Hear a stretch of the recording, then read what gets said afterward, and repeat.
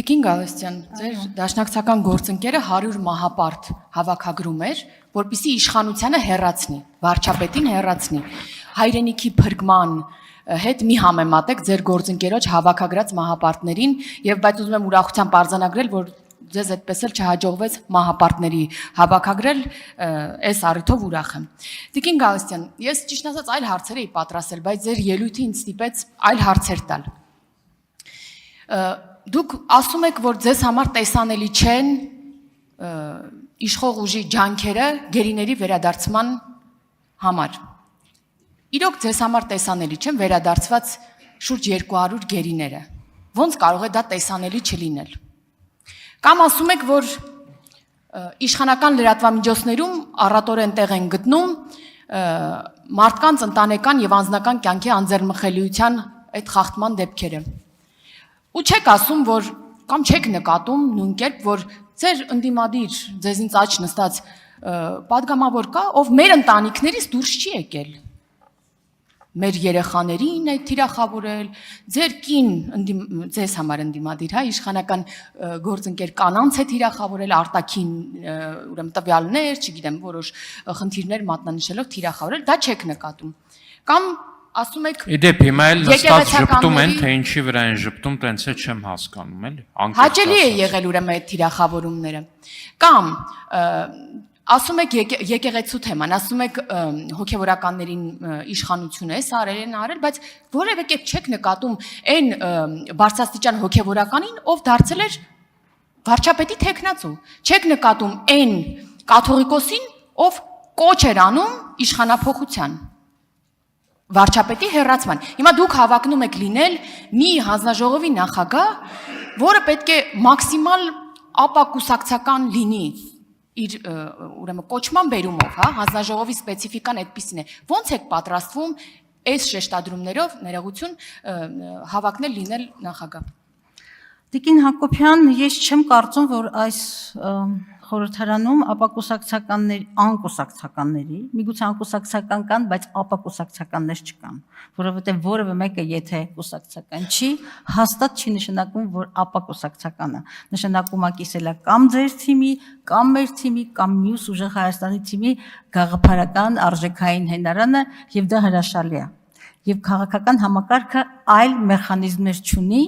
քան այս ցավոք սրտի Հայաստանում խորհրդարանի ձևավորման միակ օրինական ճանապարհը սա է։ Ուրեմն այդ հարցը փակենք։ Իմ կուսակցական պատկանելության համար ես հպարտությունը քրիստոնեական մեղք է, բայց ես աներևակայորեն հպարտ եմ, որ իմ գիտակցական կյանքի 36 տարիները անդամակցում եմ հայ հեղափոխական դաշնակցությանը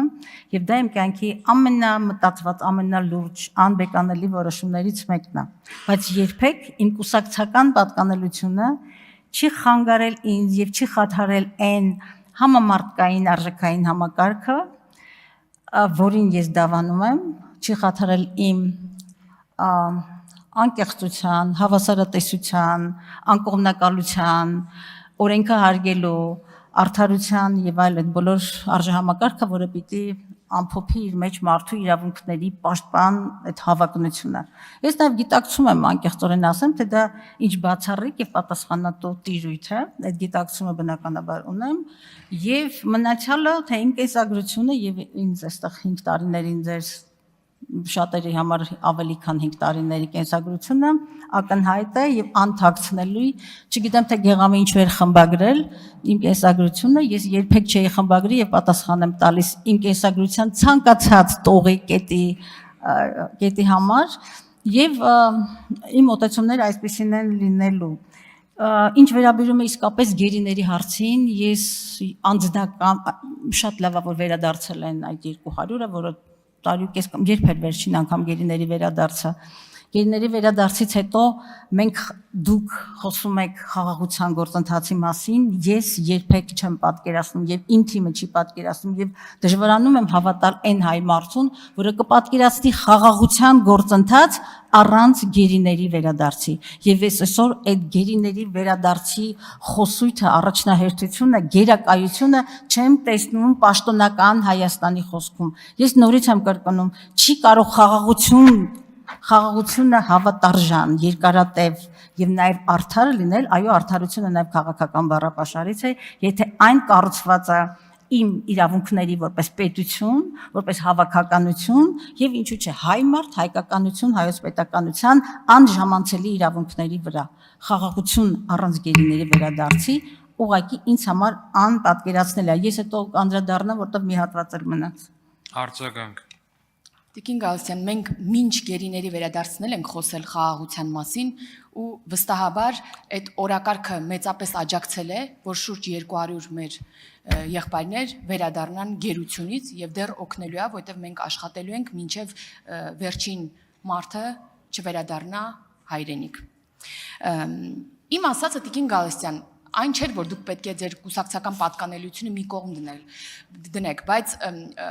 այս հանձնաժողովի նախագահությունը ենթադրում է, դուք ասացիք, ապօրինությունների արձանագրում, բայց դուք ձեր մեկնարկային խոսքում, այդ եմ ասում, խոսեցիք միակողմանի, չնկատելով ձեր կողմում գտնվող մարդկանց, այսինքն ընդդիմադիր հայացքներով մարդկանց բազմաթիվ խախտումներ։ Ես էլ ասում եմ, ոնց եք դուք այդ ձեր կուսակցական, քաղաքական, ընդդիմադիր հայացքները մի կողմ դնելու ու նկատեք ձեր թիմակիցների արած խախտումները։ Օրինակ, որ ասում եք տարբեր զեկույցներում Հայաստանն ունի հետընթաց, ներողություն եմ էլի խնդրում, կարճ, ունի հետընթաց։ Դուք արդյոք այդ հետընթացում արձանագրել եք նաև ձեր դերակատարումը։ Օրինակ Գյումրու քաղաքապետի